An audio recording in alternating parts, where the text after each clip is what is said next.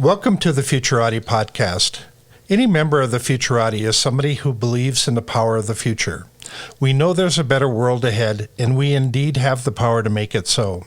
In our podcast, we talk to the best minds in the world about the most urgent problems facing mankind today, and we hope you learn as much from them as we do.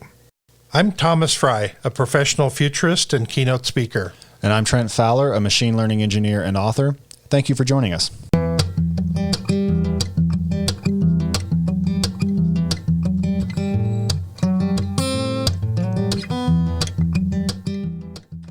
Good evening, everyone, and thank you for listening to the Futurati podcast, where we dive into how emerging technologies will impact the world and your bank account.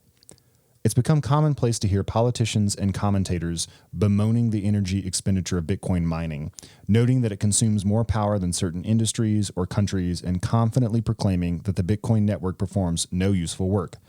But recently, an emerging group of scholars has pushed back on this narrative, arguing that in fact, Bitcoin mining has certain special properties that make it ideal for subsidizing renewable energies.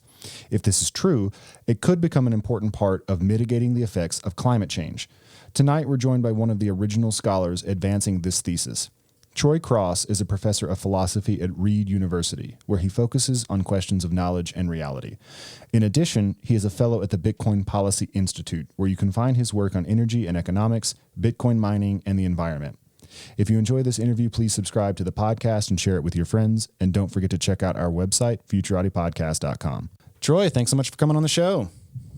Thank you for having me. This is an interview I've wanted to do for a long time. I'm glad we finally got it put together. Yeah, same here. Why don't you tell us a little bit about your background, your interests, and what brought you to working on the problems that you work on today? Okay, well, I'm a philosophy professor. I still am a philosophy professor, I think. Right.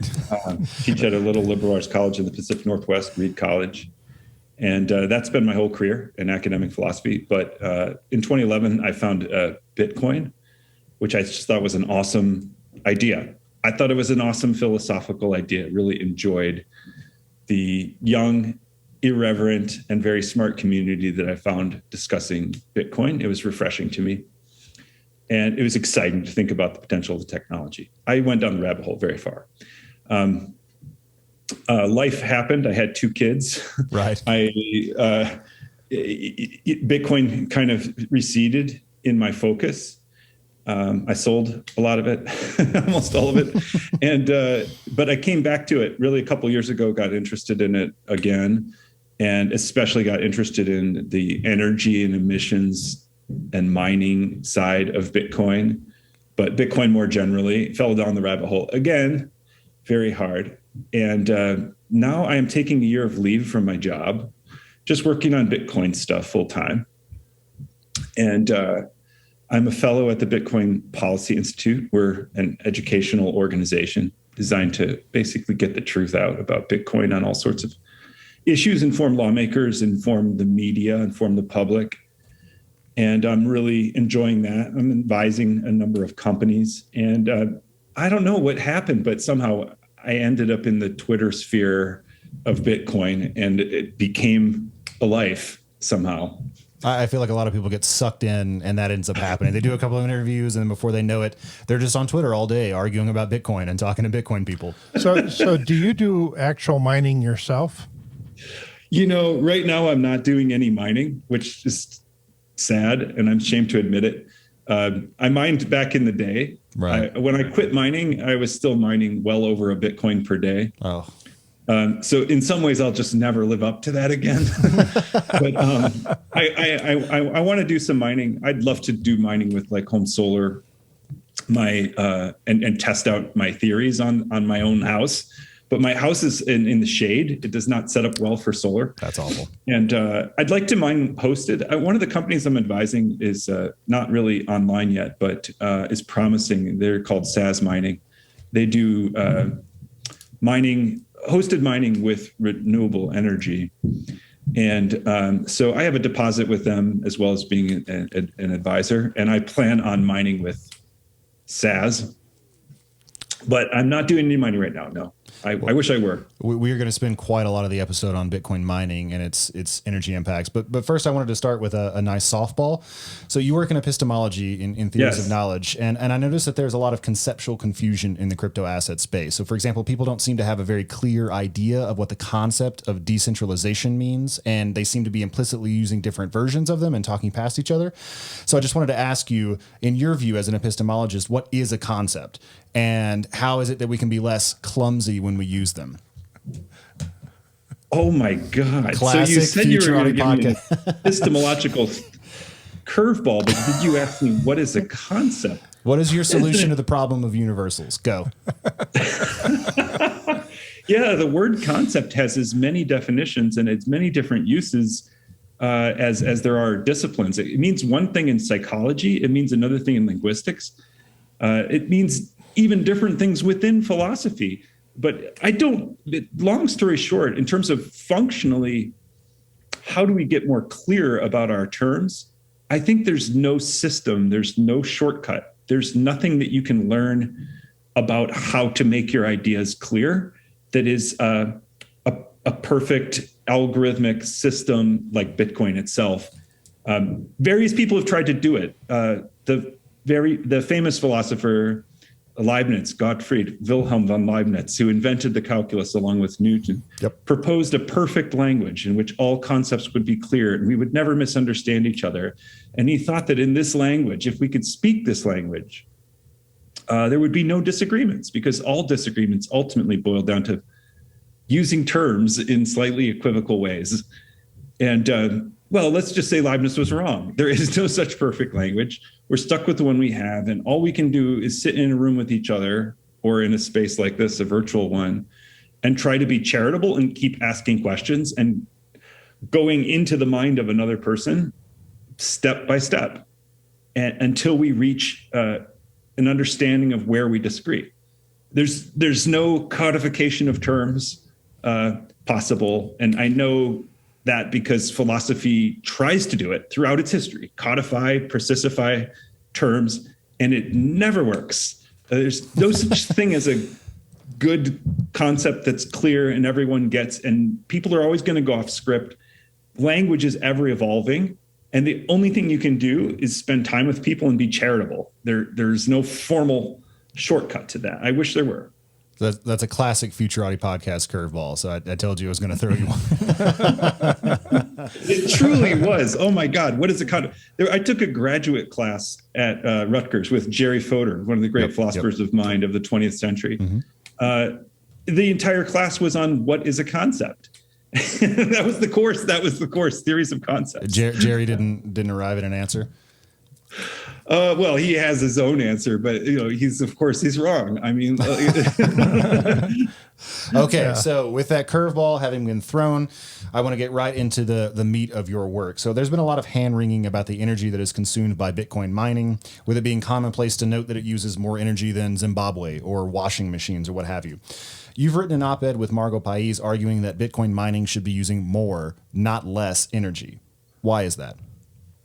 Yeah. Well, first of all, the comparison to countries is always annoying because Bitcoin it's an industry, not a country. Right. And when you compare industries generally to countries, the countries get dwarfed.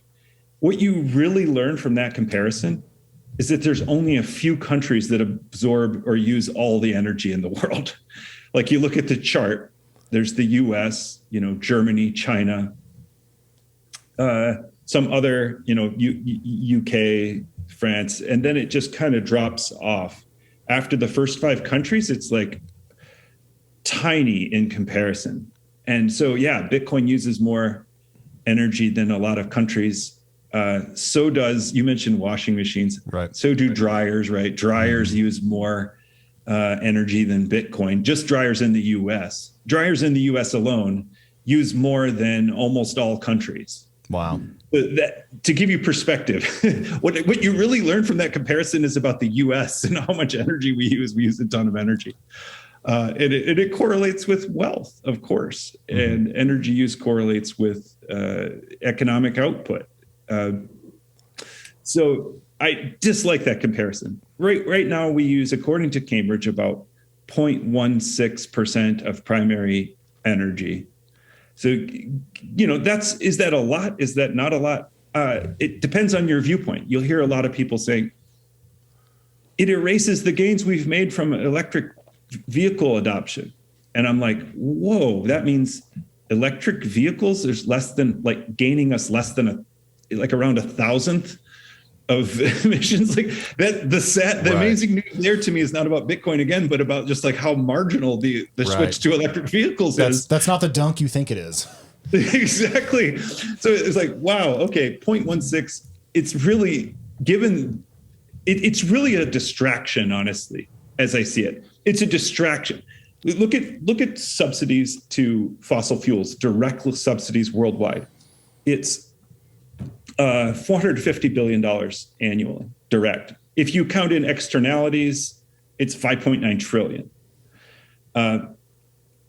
Look at the entire Bitcoin mining network. Here's a way to think about Bitcoin's energy use from the perspective of the mining industry. Right now, the revenue from Bitcoin, we know the revenue. It's in the blockchain, right. How much award is going to miners.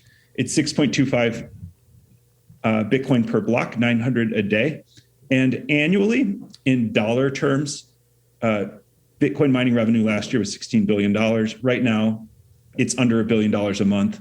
It's probably $800 million a month total revenue.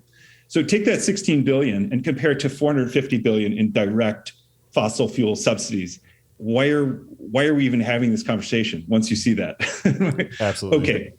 But also look at that 16 billion in revenue from mining. Margins were really healthy last year in mining. There was a very tight supply on ASICs and on power. So maybe 8 billion was spent by the mining industry chasing that 16 billion. And out of the 8 billion that they spent, half of it's on OpEx and half of it's on CapEx. So half of it's on like their setup and machines. So that's 4 billion left for their operating expenses. And on the operating side, maybe 3/4 is spent on energy, to be generous. So that's $3 billion energy spent total on all kinds of energy globally by the industry last year, $3 billion energy spend. And you have to think that is what is protecting the entire network of Bitcoin, which was over $1 trillion at the time in value. Now it's significantly less. It's like probably 400 billion in market cap right now. But that was the energy spend, or that was the defense spending for the network as a whole, $3 billion in energy. And then look at the renewable percentage within Bitcoin was maybe 60%, but at least 50%. So we're talking about maybe $1.5 billion that went to fossil fuel. And so now compare Bitcoin's total spend in a boom cycle was maybe $1.5 billion. We just simply gave from governments to fossil fuel companies $450 billion in a direct subsidy. And you would never guess that from the discourse surrounding this issue. And it's not just that, but it's banks lending to support fossil fuel development. Trillions of dollars in lending over the last 15 years from banks. It's orders of magnitude greater in impact. And the really deep thing about Bitcoin, I can't even really talk about because it's hard to actually think. And that is, it's a monetary standard that's deflationary and allows you to see what technology is doing to prices. This is basically Jeff Booth's thesis in The Price of Tomorrow. Once you see that technology is making everything cheaper, if you see things in Bitcoin terms, ride a beam of Bitcoin instead of a beam of light, right? That's how I think about Jeff Booth. Then you see that we've distorted behavior in all sorts of ways that lead to unnecessary spending and consumption, which we wouldn't do on a Bitcoin standard. I think that's the probably biggest impact of fiat currency on the environment is we're trying to live on a finite planet with infinite money that is growing infinitely.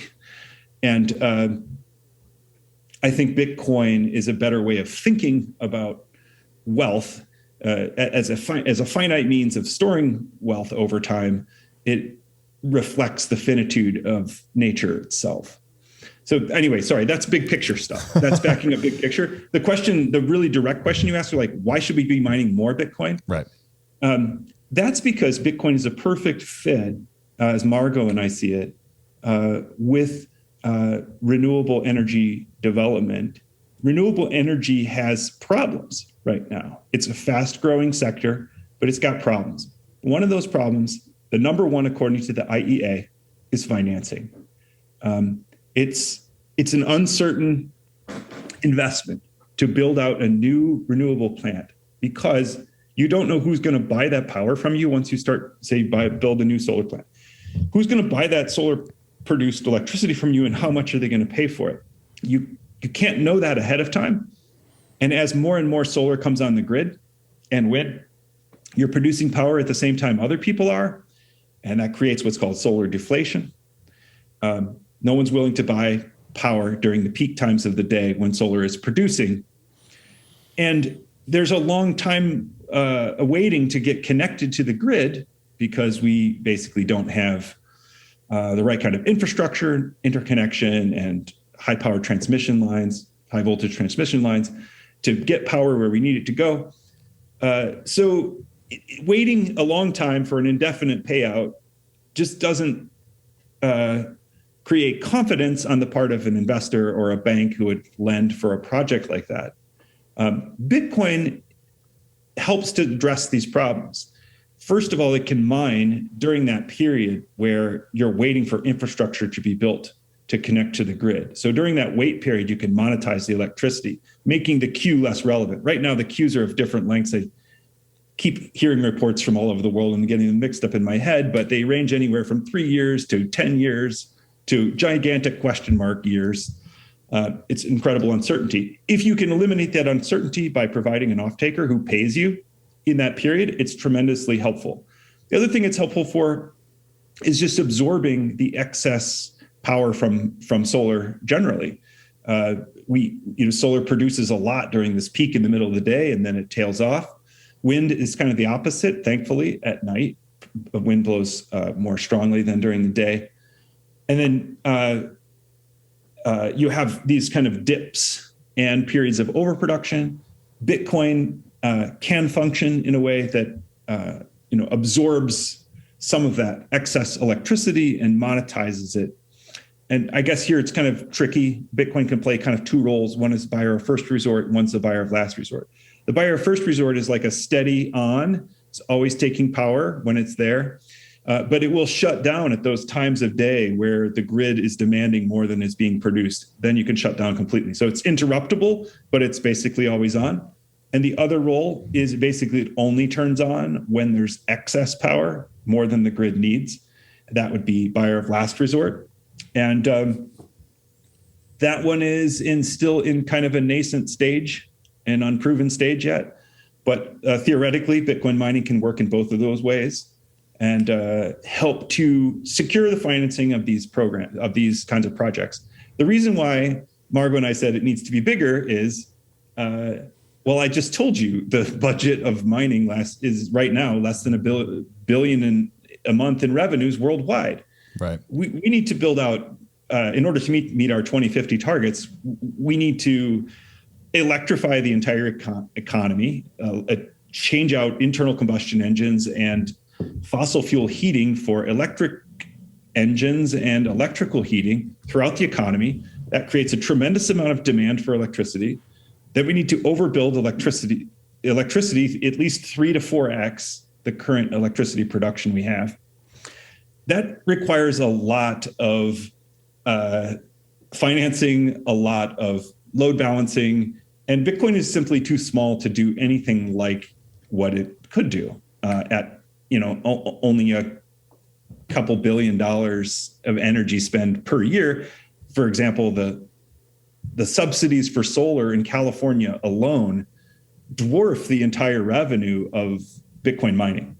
So one state subsidies dwarfs our entire industry. So it's simply not big enough. Like my vision is There are 800 million people in Africa right now who do not have electricity. They don't have electricity. And right now, what do they burn for fuel, these 800 million? They burn kerosene, they burn diesel, sometimes run a diesel generator, right? But they cook over charcoal. It's smoky, it's dangerous, it's messy, it's inefficient, it's expensive. And we could skip over the fossil generation of electricity straight to renewables and SMRs, maybe nuclear, for this entire continent, parts of this continent that are not already electrified. And what stops these projects from going forward? There's no demand. There's no off-taker, right? These villages that are unelectrified, if you don't have a refrigerator and an air conditioner and other stuff running on electricity, you certainly don't have an electric car, then you put in a solar microgrid, and there's nobody there to buy your power. So it's an unprofitable venture until people buy electric consuming products, or whether it's a business that uses electricity or whatever. So it's the same thing. You have a lag between the infrastructure build out and when you have an off-taker, when you have a buyer. Of course, Bitcoin could go in and close that gap. And I would love to see nothing more than bringing power to people who don't have power and changing and improving their lives, and doing it also in a way that's sustainable. I'd love to see that happen, but Bitcoin would have to be much, much bigger in order to really accelerate that project in a meaningful way. It's just too small of an off-taker. It sounds to me like the role Bitcoin plays in this process is one of smoothing. So the intermittency of renewable energies is pretty well known. You're describing an additional source of intermittency, and that is the runway, the lag between when you actually break ground, so to speak, and when there's actually someone there to buy that electricity. And then also just the one that everyone else is more familiar with, which is that you don't get any electric power from the sun when the sun's not shining, and there's just only so much battery storage you can put out there. And what Bitcoin can do is shave the tops off the peaks and take that excess power, which is perhaps something people don't know as much about. When you get these huge surges, it's got to go somewhere. And so there are situations in which Germany is paying neighboring countries to take the power off their hands because they have nowhere to go with it. But then also when it goes down, when electricity production goes down, they can switch off. And so they're able to fill in the troughs and shave off the peaks, both in terms of financing the project, and then once it's running in terms of interacting with the grid. And all of this is stabilized like a ballast. It's an energy ballast within the landscape of production. And that makes it more feasible to finance the projects, get them out there, and then also just to run it afterwards. Do I have that right? Well, you said it better than I did. That's perfect. And yeah, I mean, I think the big news to a lot of people is just that electricity is not this scarce thing that you don't want to waste a single watt. It's true that sometimes we need more power than we have, and we have to fire up generators to deliver the power that we need. But it is equally true that we often have more power than we need, and it's dangerous to the grid, and we have to get rid of it. So when you talk to grid operators and utility people, they see the problem they see two problems where ordinary people see one. They see the problem of electricity excess and scarcity, right. And they see the problem of sort of demand excess and demand scarcity. And ordinary people just see the problem of supply scarcity and demand excess. They don't see this other problem. So it's hard for them to see the problem that Bitcoin is fixing. Right? When Bitcoin takes off extra power, more than the grid needs, they don't see that advantage, right? Right. We also just don't think about how utilities and grid operators think in terms of peaks. You have to plan for that peak. You build your whole system around that because you don't want to leave people high and dry when they need power. Right. And that just means you have all this excess capacity, which you're not using almost all the time, almost the entire year. And then that has to be paid for, that capacity somehow. None of this is intuitive. We just have plugs in our walls and we just plug things into them, and the power is just there when we need it. We don't think, there must be perfect balance basically between supply and demand at all time. And something has to change whenever we add a load. Something has to change to balance that. Bitcoin is, as you said, it's like a ballast. It's a really flexible tool. It can turn off in 5 seconds. It can be controlled remotely. It can be turned down precisely, attenuated in its use of power. It's a remarkably flexible load. And just going by the IEA projections, we need a 10-fold increase in flexible load by 2030 globally to meet our goals. We need a 20-fold increase by 2050 in flexible load. And there's a lot of other kinds of flexible load, and we need those too. But those numbers are really staggering. Mm-hmm. And talking to people in power, there's flexible load and there's flexible load. Talking to this guy, Justin Orkney, who I just interviewed a while back at Duke Energy. He ran a pilot program on demand response in Arizona with 12 homes, and they actually had control of people's like air conditioning temperatures. And so they'd cool their homes before the peak period in the afternoon of heat. And, it actually gets really intrusive when someone is like, if you sign up for one of these programs and someone's dictating to you when you can charge your car, when you can wash your dishes, when you can do your laundry, what temperature your house is going to be at what time, right? That's really kind of messing with your life. And it's an open question how open Americans will be to getting a slightly reduced electricity rate in response for giving up this kind of control of their lives. Right. But with Bitcoin miners, it's like we know exactly how much profit they're giving up for any given amount of time. It's a stochastic process looking for a block. You don't invest a lot into the process and then have to cut it short. You can control it remotely. It's perfect. It never fails, and no one calls you complaining, "Oh, you shut my power down when I needed it." Right. So it is exactly what the IEA is saying we need. And talking to people in the industry, when they describe this to their coworkers and bosses and people in the industry as a flexible data center, they get very positive responses like, "Oh yes, we need this flexibility. We need flexibility."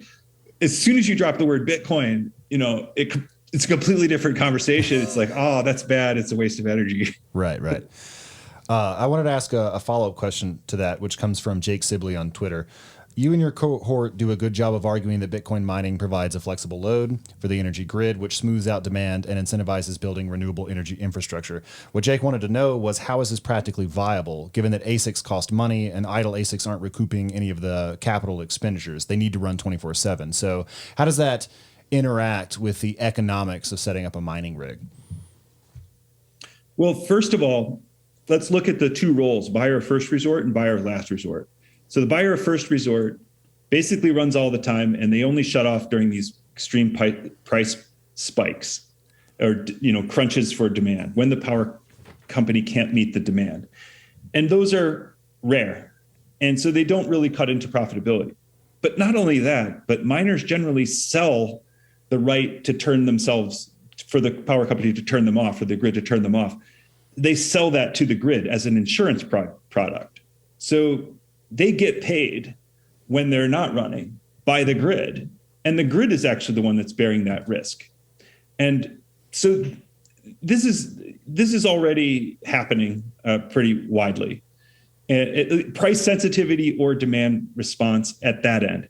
Now, where the question gets really tough is at the other end. Can we run miners solely on excess solar or wind? That is, only on curtailed power. So you have these big solar plants, and like you said, sometimes the grid doesn't need their power. What do? They have to dump it somehow. At Duke Energy, they have a microgrid, and when they have excess energy on that microgrid, they dump it into what is called a load bank. And a load bank, as far as I can tell, is, as Justin described it, like hair dryers in the forest. It is these coils that you run electricity through, create heat, and then you blow the heat off those coils. You're literally just dumping heat, electricity into heat to keep the grid balanced, right? If you can replace those hair dryers in the forest with S9s in the forest, then you're printing money with your hair dryer, right, essentially, and forming the same function. But the question is, those miners cost money and they're depreciating. And how much uptime do you need to get payback even when your power is free or negatively priced. We get negatively priced energy in these highly imbalanced markets, like through Texas. There's periods of negatively priced energy. You're getting paid to run your miner. But still, if you only have 30 minutes of uptime a day, it's not going to be enough. And a while back, when Bitcoin prices were high and the miner prices were high, Brains did a study on, what kind of uptime you would need with even free power, and it was non-trivial. Right? It was non-trivial amount. I can't remember the exact amount of power, but here's the thing: that number, how much uptime do you need to pay back capex with a miner? It's going to be variable with a lot of market conditions and with the machines. So like an S19, no way you're going to make good on that capex with minimal uptime. Say just using excess solar. But what about an S9? They only make $1.50 a day.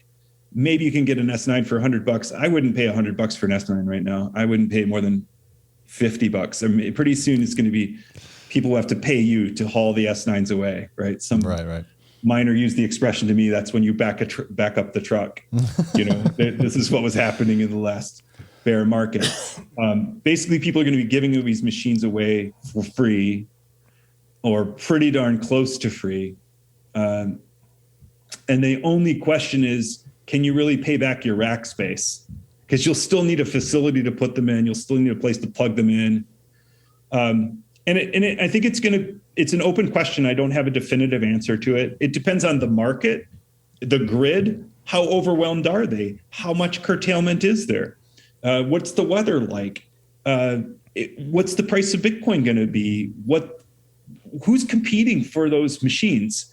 I think right now the biggest obstacle to this mining, the buyer of last resort, is actually flare gas miners, because they're competing for those machines, right?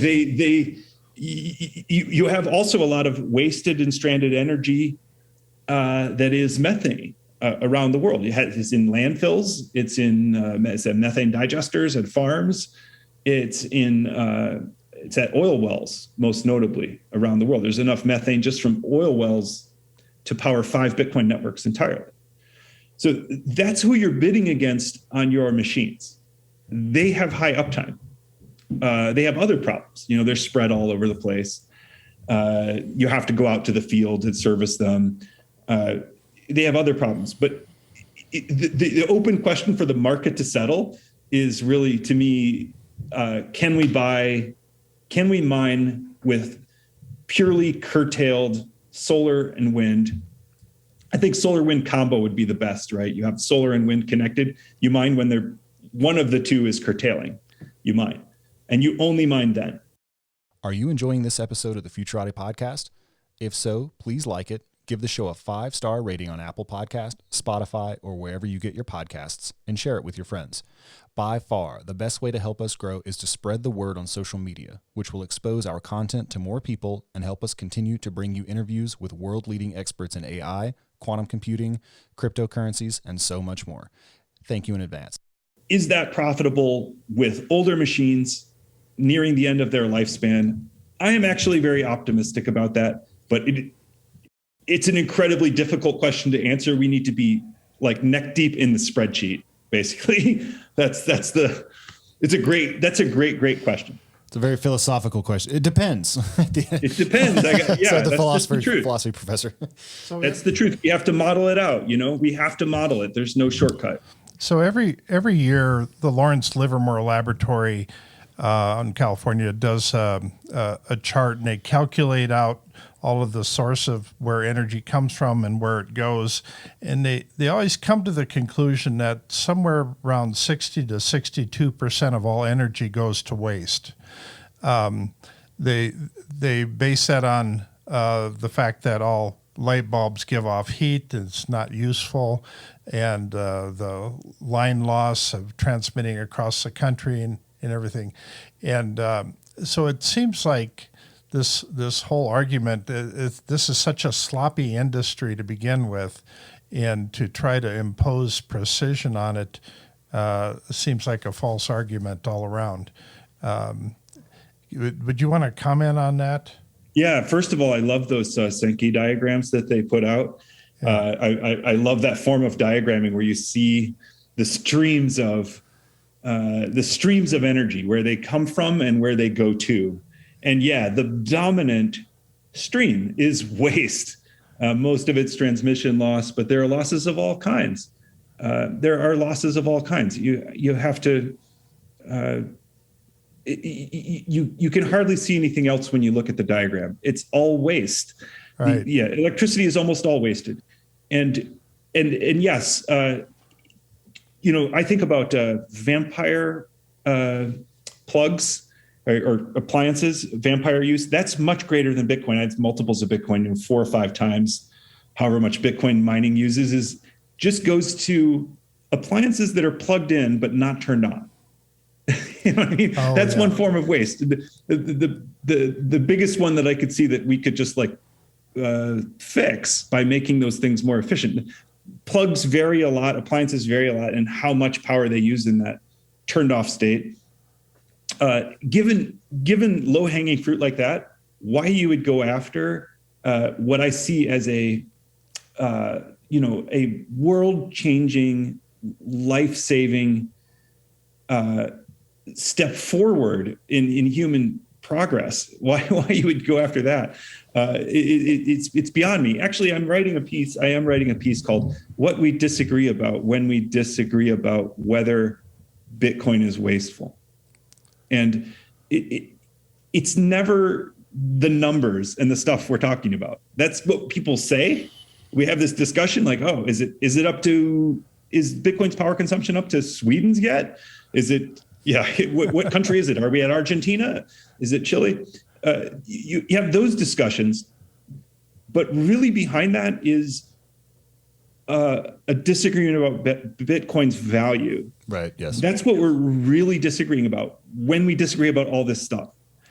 And it takes a long time to figure this out, but I just think about the letter that was signed by a number of senators, including, I guess it was written by Sheldon Whitehouse, but Elizabeth Warren was also on it.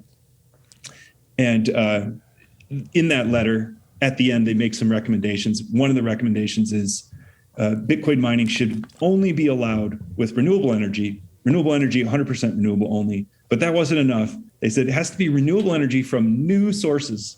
Right? So you have to, if you want to mine Bitcoin, you have to actually build a power plant that is 100% renewable and then never take anything off the grid, only use your own facility. And you read that and you think, okay, you can see how they got there. They got there because they started out by saying, well, Bitcoin is burning up the planet. It's using too much energy. And then people responded by saying, oh, it's 60-something% renewable. It's more renewable than any other major industry. And they're like, okay. Yeah, but that renewable it's not 100% and it's not new. So they're just paying off existing renewable and actually creating demand for power that should be going to other uses.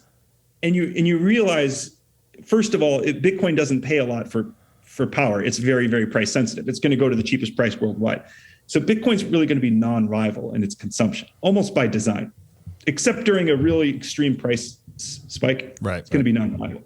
Then you'd realize the only thing that would make these people happy is Bitcoin literally just taking scraps of waste energy, not a single watt that could possibly be used for anything else. Right. Even if it couldn't be used for something else, it's not a single watt of power that they haven't already introduced in a perfectly renewable way should be allowed. And then the lights come on and you're like, wait a minute, this has never been required of any other industry before or any other kind of power before. Why are they doing this? This is insane. And they've been walked there because they started down with it's burning the planet. And then through a series of steps, there's been pushback. And then what's laid bare is that they think that Bitcoin is terrible. They think it's just a worthless or negative value vehicle for engaging in criminal activity, for sheer speculation. It's an annoying Ponzi. The people who do it or use it are the people they don't like, their enemies. Yes. And, this is what's underlying it is pure rank hatred and tribalism. And then there's this veneer of environmentalism over the top of it, which is, convenient source of reasons for why you can punish the thing you hate. And so it's like, I don't know how many times I found myself in these conversations where I get 2/3 of the way into the conversation, and then I realize there's really no point to this conversation at all, because I'm actually interested in the environment, energy, what we can do for the grid, Bitcoin's actual environmental footprint, and also that of the banking system, also that of the stock market and other forms of investment. You're not interested in any of those things. Right. You're fighting a culture war, and I'm your enemy. Oh my God. And then we're like, okay, we got to step back from the tech thing and meet as people and see if we can become friends, or, you know what I mean? Realize the discussion is not really about energy. It's about politics. Sorry, we're not supposed to go there, but it becomes about politics, right? They don't buy the vision. They think it's bad. And so the waste is kind of a red herring. If Bitcoin cured cancer and boosted your IQ by 100 points, it would be unambiguously the greatest humanitarian invention of all time. And it would be worth pouring everything, including fossil fuels, into mining it. The real disagreement is that they don't think it's a good thing. And therefore the mining is wasteful. It's all about what you're getting in return for that. And the energy economics piece is separate. It's a secondary consideration for a lot of these people. Absolutely. And I think what you're getting out of it differs depending on your perspective. If you're already controlling the money spigot, what you get out of it is negative. Yes. You have a competitor now. You got a competitor. And if you plan on financing your government just simply by printing rather than taxing, well, okay, maybe Bitcoin is a negative for you because it's not really consistent with that vision. It's going to require you to tax rather than simply print. I mean, you can print, but your printing will be less effective post-Bitcoin than it was pre-Bitcoin. Yes. So it is incompatible with certain visions, right? So let's just talk about that stuff rather than talking about energy, because that's what we're really disagreeing about. Is how to fund government, whether people should have a right to store their value over time, or whether they should have negative interest rates imposed upon them, whether people should have the right to send payments to others in an uncensorable way, whether the internet should be, whether the network of money should be like the internet and neutral and decentralized, peer-to-peer, or whether it should be centrally controlled. Those are the real debates, and for a lot of people, and this is just cover. I agree with all of that, but having said that, I am going to ask you more questions about the energy economics piece. Yeah, of course. I love this stuff. Do you need a dynamic and knowledgeable speaker for an event? Thomas Fry and me, Trent Fowler, are both seasoned keynote speakers, able to converse on a wide array of topics to audiences of all sizes and skill levels. Go to the contact page at futuratiepodcast.com to book Thomas or myself today, and let us apply our years of experience in public speaking to make your event a smashing success. I want to talk about your remarkable proposal for incentivizing the greening of Bitcoin. In a paper you wrote with Andrew Bailey, you said, instead of changing Bitcoin itself, undermining fungibility, abandoning proof of work, or hosting wrapped Bitcoin on a competing blockchain, Bitcoin's own inner workings can be used to engineer a financial instrument that eliminates its negative environmental externalities. Walk us through that. Okay, cool. Yeah, here's this awesome thing about Bitcoin. Its rate of issuance is set by the protocol itself in the form of the block reward schedule and the difficulty adjustment. We basically stay on a 4-year halving cycle where we started with 50 Bitcoins per block. We're now at 6.25. In 2 years, we're headed to 3.125 Bitcoin per block. And that is inelastic. More demand for Bitcoin doesn't bump up that supply. Less demand doesn't bump it down. It is what it is. It's a fixed, algorithmically fixed supply curve. And that's just like nothing else in the world. You know, gold is not like that. Wheat is not like that. There's no other commodity that is inelastic in its supply. And it's also, as you know, the good is fungible. Bitcoin is fungible. It's location agnostic. It's easily portable. So take a general kind of policy tool for dealing with externalities of producing some kind of good. An externality is an effect, good or bad effect of production. So you make plastic and dump chemicals into the water. The chemicals are an externality. Carbon is an externality of, CO2 is an externality of Bitcoin mining or producing the power to mine Bitcoin. Right? The normal tools that policymakers have to deal with this is like a tax to internalize the externality. We basically look at the social cost of those chemicals in the water, and we like add that to the price of the plastic toys that you're making or whatever. Mm-hmm. You pay for it. And we can also put banning in that category. You could just ban an activity you don't like. Another thing we can do is enforce property rights, tort law to handle externalities. You know, you can sue the person who dumped chemicals in your yard and then they pay you. That was the Kosian solution. Yeah, exactly. We have Kos and we have Pagoo. Yep. So those are the two classics. Okay, neither of those works for Bitcoin at all.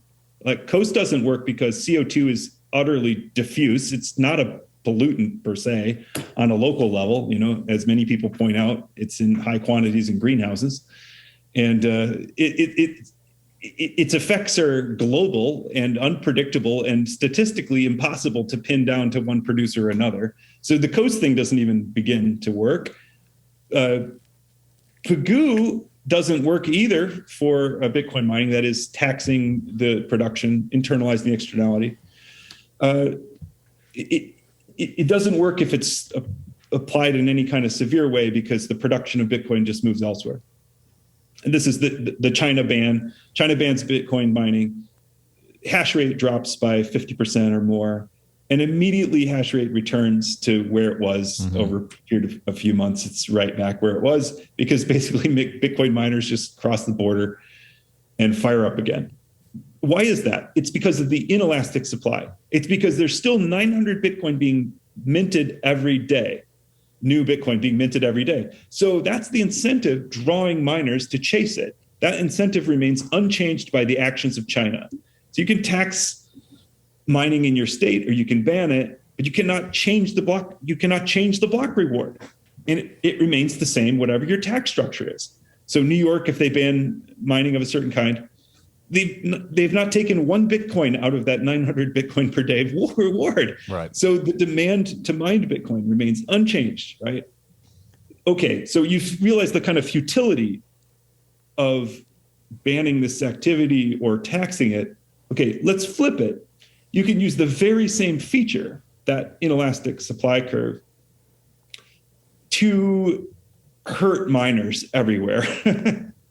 Because there's only 900 Bitcoin worldwide. If you start mining, you drive up difficulty and you take some of those Bitcoin off the table. If New York State started mining 90 Bitcoin a day, they would only leave 810 for the rest of the world to mine every day, right? It would just and then people aren't going to mine unprofitably.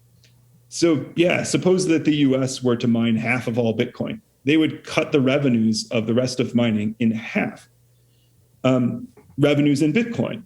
And then whatever if the carbon percentage remained the same, they would cut the carbon in half, provided the US was mining with, let's say, nuclear or something. Okay. So first of all, you kind of realize at the grand scale, if the state wanted to do something about Bitcoin mining, they should not prohibit it. They should engage in mining, take some of the Bitcoin off the table, drive up difficulty, drive down the revenue and profit of every other miner in a completely controlled and predictable way. And this is very different with, let's just say, compare gold. Suppose you tried to do this with gold. It doesn't have an inelastic supply curve. So suppose we had an eco-friendly way of mining gold. We don't.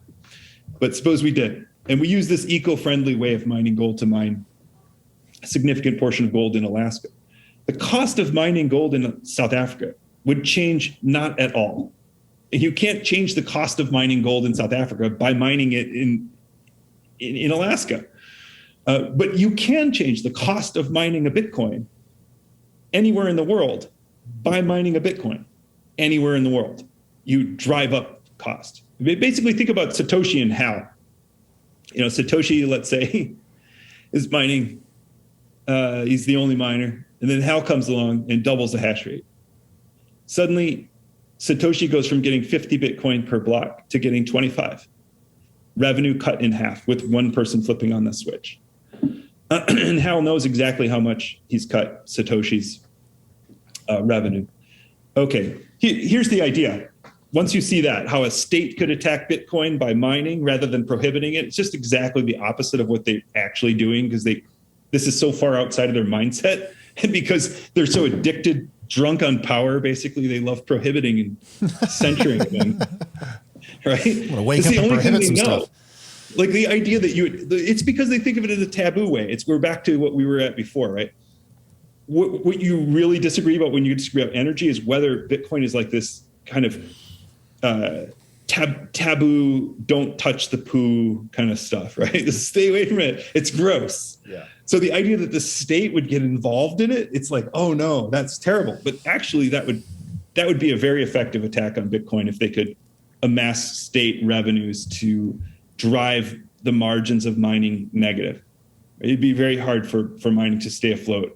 I'm confident nobody in the U.S. government is listening to this, but if they threw billions of dollars at Bitcoin mining, it'd make it really hard on miners, especially as prices falling right now. Just jack the hash rate up even higher. It would just collapse the entire industry, right?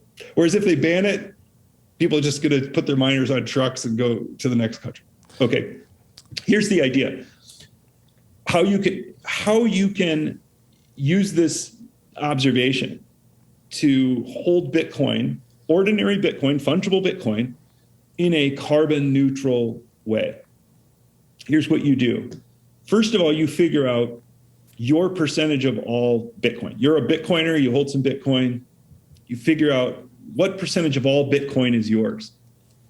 Let's suppose it's 1%. We know that miners mine to pursue the block reward, the block subsidy plus fees, and that's all paid in Bitcoin to miners. They get paid in Bitcoin. So that's only worthwhile because Bitcoin's price is high. If Bitcoin were worth zero, those block rewards would be worth nothing and no mining would happen. Why is the price high? Because you are holding Bitcoin. That's why. Only one group of people is keeping the price of Bitcoin where it is, and that's the holders. If they were to sell, it would be zero. So it's their non-selling that keeps it high. How much of that force, which is reflected in the price of Bitcoin, that force of keeping Bitcoin's price high, how much of that is your responsibility? And here I say, just like divide your proportion. Take your proportion of it. So if you own 1% of Bitcoin, you're 1% responsible for that price being where it is. That doesn't mean that's your marginal impact on price were you to sell. It's just a fair way of dividing the whole influence of all holders, which accounts for 100% of why price is where it's at. Take your percentage of that. So if you own 1% of Bitcoin, you're 1% responsible for the price of Bitcoin. And that's the incentive to miners. So that's kind of like the incentive that you give to miners.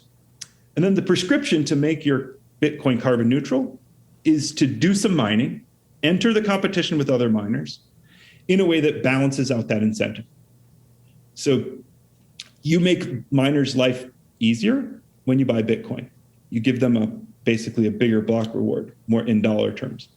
But when you enter as a miner, you're competing with them, driving up difficulty and stealing some of that block reward yourself. So you're giving them two incentives.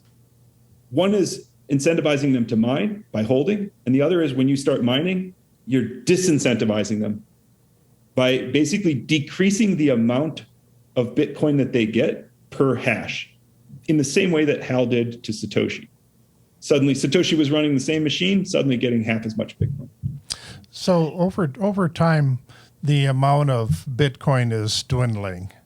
The availability of unmined Bitcoin is dropping. So how do you see this playing out over time as we're getting closer and closer to the end? Does the price of Bitcoin have to go up proportionally to compensate for the scarcity, the growing scarcity of it? Do the miners switch to some other activity, mining some altcoins or something to offset what they're not getting in Bitcoin? Or how does this play out? Can you talk us through that? Well, we have the fee market. And the optimistic, nobody knows is the truth, but the optimistic projection is that the fee market will grow as the block reward decreases. So right now it's 1.5% of miner revenue is coming from fees, transaction fees.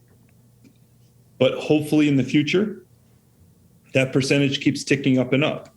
And when we hit 2140, it's going to be 100% because there's no more block reward. Right? So the real open question is, what does the path to 100% look like? And I don't know the answer to that question. What we've seen is that, these layer twos like Lightning and have taken a lot of the volume off chain, which is great because it pushes transaction costs down. But as good as that is from the perspective of adoption and use, and I think it's great, it's not great from the perspective of the future of mining and the development of a fee market, because it's like, why should I transact on chain when I can do this L2 stuff? We need transactions on chain to be both plentiful and expensive in order to take over the role of the block subsidy. Right. And it's an open question whether that will develop or not. And I've heard really expert people who are smarter than me argue both sides of this, that the fee market will not materialize, that it will materialize. What do we do if it doesn't materialize? I think in the short term, we're good. We've got another couple halvings. First of all, I think we have some cushion. I think that the security budget is in excess right now, and we can drop quite a bit and still be safe from a 51% attack. And I think the price of Bitcoin will go up in the next 10 years. But once the block reward is down much lower, no, I don't see why Bitcoin's price has to go up accordingly. I really hate this argument where people say, oh, at the end of the century, the miners are making whatever, I don't know what the mining reward is, but it's like a tiny fraction of a Bitcoin. Therefore, and then they map that value onto a current mining reward of 6.25 per block. And they basically say Bitcoin will be worth enough so that ratio remains, so that the miners get paid the same in dollar terms. I don't understand that argument. There's no reason to assume that would be the case at all. No reason to assume that would be the case at all. Exactly. Because the value of Bitcoin is going to come from demand for Bitcoin, right, not the supply of Bitcoin. And anyway, so I would just say, we don't know. And, there are proposals like Paul Stortz's proposal for whatever side chains, where where miners get income from mining other kinds of coins that are merged with Bitcoin and running on these side chains. So miners get he's got a plan for saving the miners, which involves, BIP 300 and 301, I think, saving the miners from 2100, but other people have proposed, continued emissions, breaking the 21 million cap. Yeah, exactly. Gross. You're shaking your head. It's pretty gross. Hello, this is Trent Fowler, co-host of the Futurati podcast. One of the most common pieces of marketing advice I've come across is to know your audience and give them what they want. One difficulty in podcasting is that it's actually pretty hard to do this. None of the major platforms give us any way to reach out to you, our listeners, to find out what you enjoy about the Futurati podcast and what you'd like to see done differently. So we've decided to record this commercial and ask you directly to reach out to us. Head over to futuratipodcast.com, go to the contact page, and drop us a line. Tell us about your favorite and least favorite episodes, what you'd like to see us cover in the future, and anything else you want us to know. We produce this show for you, and we want your advice so we can make it even better. Thank you. So there's a lot of Bitcoin that have been lost along the way. We've heard. Oh, is this what you were talking about? Did I mishear your question? No, this is a separate question. Separate question. Okay. Yeah, but we've heard estimates over 6 million Bitcoin have been lost along the way. And is there proposals for somehow reviving those lost Bitcoin? Because there's also an argument that says that if we can continue to lose Bitcoin, then over time we're going to lose all of them. They will all evaporate over time, like the next 1,000 years or so. So I have heard this proposal that we take coins that are dormant for more than 10 years and we start awarding them to miners. And that solves the fee problem and it keeps the supply of coins high. That's another proposed solution I've heard. Okay. It's going to be tricky because, people are locking away their coins for a long period of time and expecting them to be there. Right. So it's going to be really hard to get all the nodes or a lot of the nodes with traffic to update in that way. But I actually disagree on the point about lost coins. First of all, I've tried to estimate lost coins for the calculation we need, the proposal, which I didn't quite finish. Sorry, guys, I was long-winded on that. The proposal Andrew and I made is that you mine the same percentage of all mining as you own of all Bitcoin. And when you do both, then you have carbon neutral Bitcoin, if your mining is carbon neutral. Because you're basically, you're giving the same percentage of all disincentive as you are the percentage of all incentive to miners. The disincentive to miners is all coming from each other. The incentive is coming from holders. And you're doing equal parts both. Okay, for that calculation, we need to estimate the number of lost coins. You can't just take your coins divided by all the ones that have been emitted because many of them are lost. And then if everybody followed our proposal, which of course they won't, but if everyone did, then all Bitcoin would be carbon neutral, actually. But if there's a whole bunch of lost coins, nobody's mining for their lost coins, right? Nobody's compensating for their lost coins. So we have to take your percentage of non-lost coins. Right. So we looked at different estimates of how many lost coins, and I think 6 is quite high. That's the highest that I've encountered. I think it's more like 2.5 or something like that, something we used in our calculation. But will it increase? Yes. But here's the thing. As the value of Bitcoin increases, since I lost some coins myself back in the day, the reason I lost coins was because they weren't worth very much. Mm-hmm. So it's things like dust in transactions. Right. So it's like when we had the run in 2017, I checked a bunch of old wallets and I found a significant amount of money there because it was just dust before, but then suddenly it's worth something. But if Bitcoin continues to rise in value, that'll happen again, right? People are not sloppy with really large amounts of money. They're sloppy with amounts of money that are insignificant and rarely lose large amounts of money. So I think the rate of loss in terms of coins will keep dropping, whereas the rate of loss in fiat terms will be level or growing. Right? So if you lost 10 Bitcoins in 2011, you lost $50. You lost 10 Bitcoins now, it's $200,000. Mm-hmm. So I think like, if I lost $50 back then, I'd be the kind of guy who would lose $50 now. But $50 now is not a lot of Bitcoin. So keep doing that in the future. Do you keep losing Bitcoin? Yes, but it's asymptotically approaching losing zero Bitcoin. Well, I mean, the argument could be made that the guy that wants to, that the people that used to put cash in the mattress might be putting a cold wallet in the mattress and then they die in their sleep and nobody knows to check the mattress as that gets thrown away.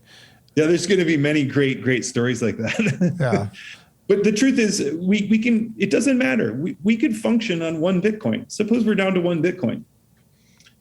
The whole economy is running on that. Why is that bad? We've got a divisible currency. Because the guy dies that knows where it is. Well, I actually wanted to weigh in on that. I think that the idea behind Bitcoin is that over time it will incentivize lower time preference behavior.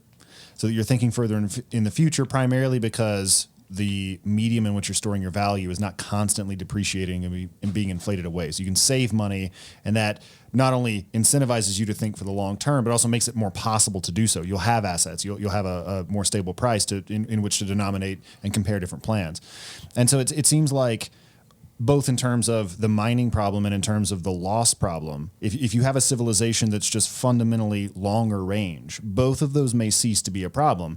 I could imagine a world in which you've got various endowments of very wealthy people, crypto billionaires, who are just paying at a loss to maintain the mining network because it's a public good. It's a thing they want to continue going. And I could imagine that you'd have, almost like monastic orders that keep Bitcoin stored for very long periods of time, and they sort of guard it. And that's kind of what they do monastically. That's like their purpose, for the sole purpose of maintaining those coins and ensuring that we're not down to one Bitcoin and the entire economy is not running on that. So hopefully civilization will respond to having a monetary substrate that incentivizes long-term behavior by actually thinking and behaving more long-term and solving problems like this that occur generationally. I like it. I love this monastic order. I want to join it. The order of the coin. The order of the coin, yeah.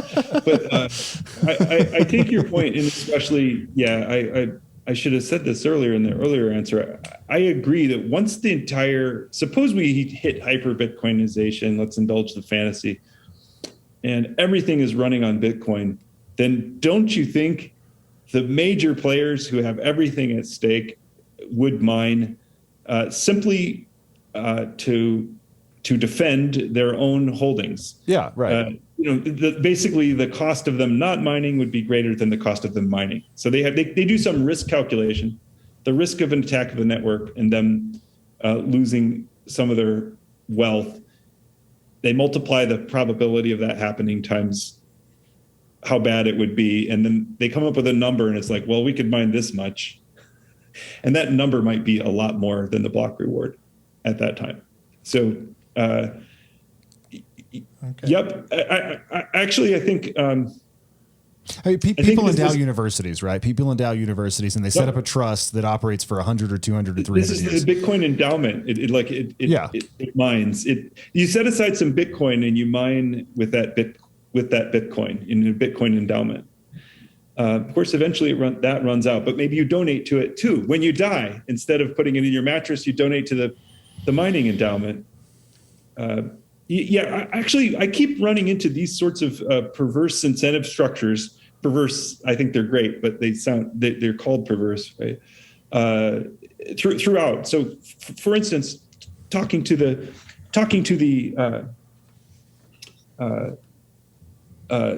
Justin at Duke, like when they talk about Bitcoin mining and the economics of Bitcoin mining, for them, the alternative to mining Bitcoin is to putting in a giant piece of infrastructure that balances their load. So they might they're lacking interconnect or something, and they need to spend $2 million to put that interconnect in there. Or they could park a Bitcoin miner on the side with excess energy to soak it up, and that would balance their load. So from their perspective, it's like you're saving them $2 million if you come in and mine on that, where they need you to mine at the amount they need you to mine. Like, it's very different from the incentive of somebody who's just setting up to mine for no other reason. And the same goes for like heating operations. If you're heating a greenhouse, you're heating hot water, you're heating the city of Vancouver, you're drying timber, wherever you're using electric heat.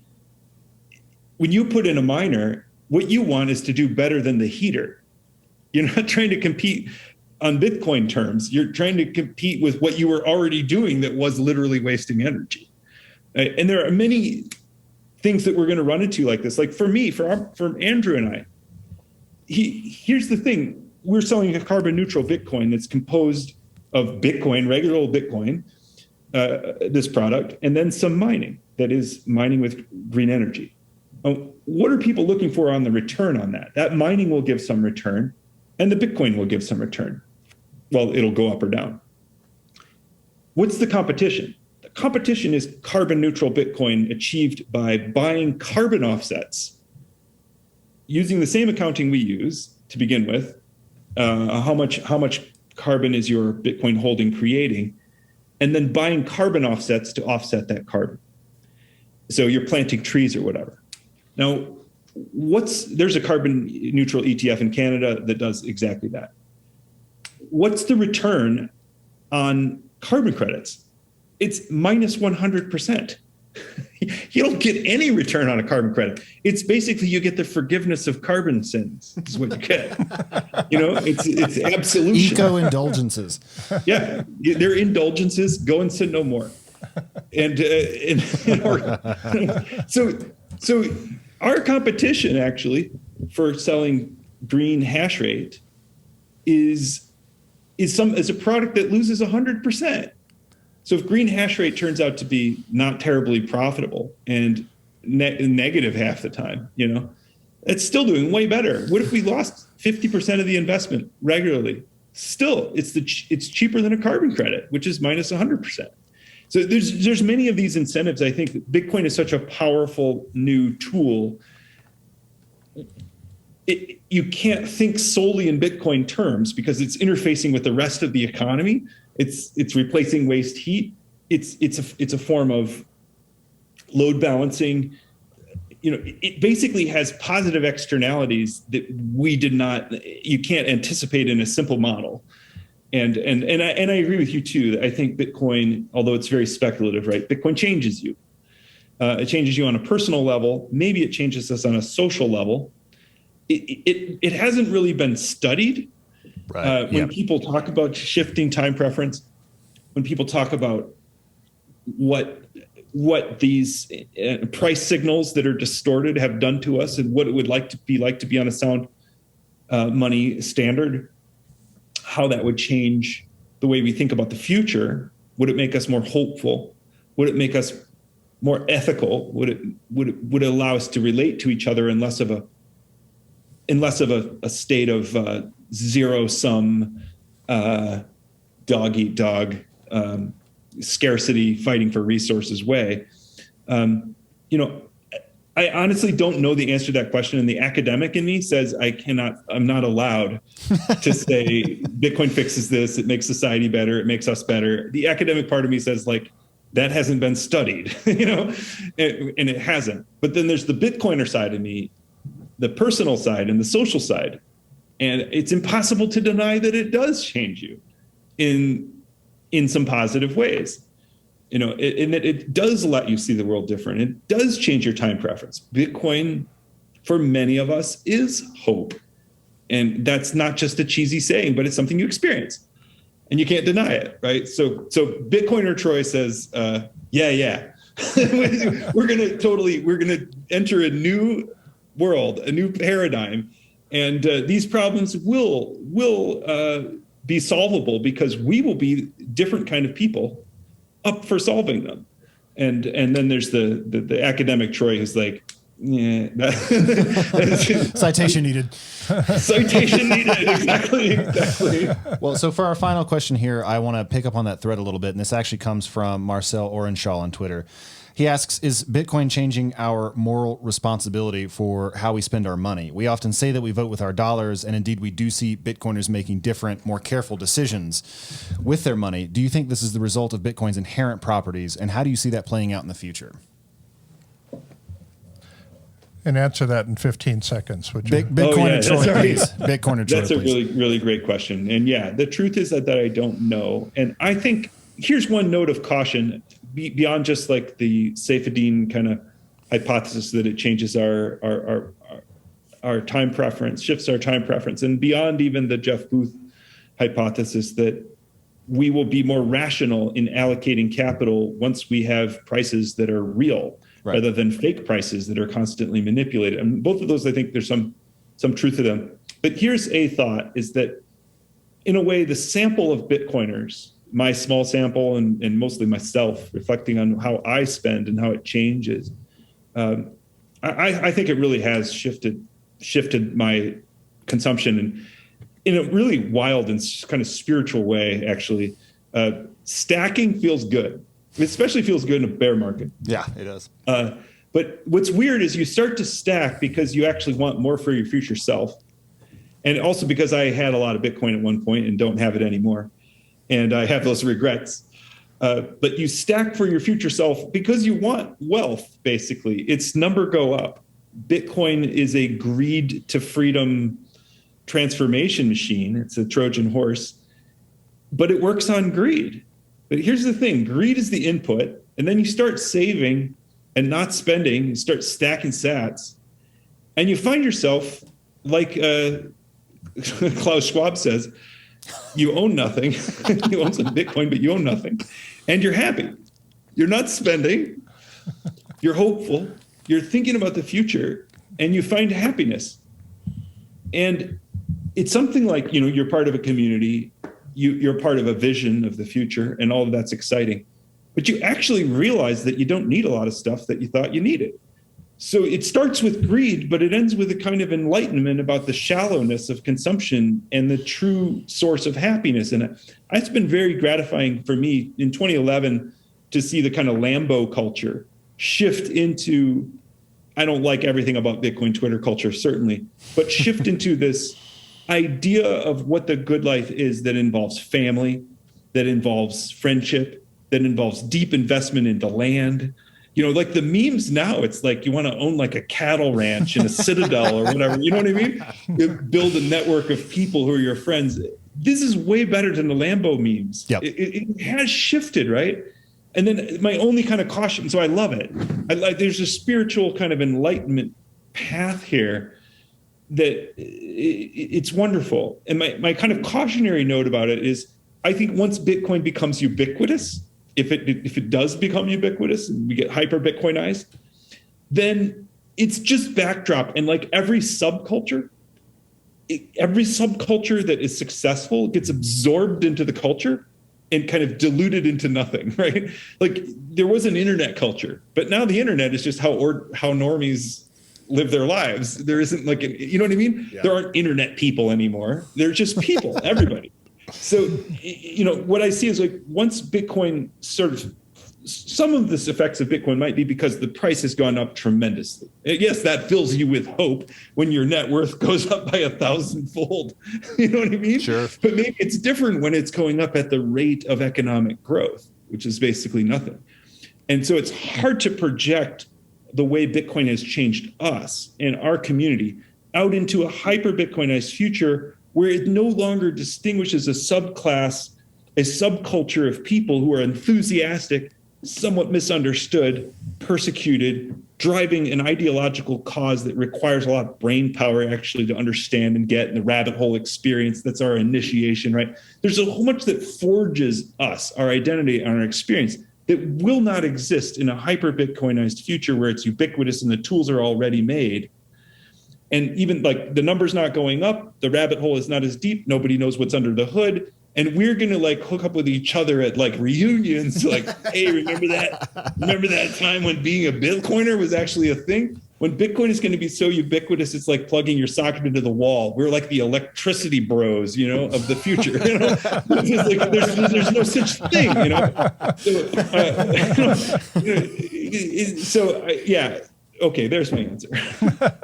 Well, I think that is a hopeful and hilarious note to end on. Thanks so much, Troy. It's been a wonderful conversation. This is terrific. Thanks, Troy. Been really great talking to you guys. Thanks for waiting.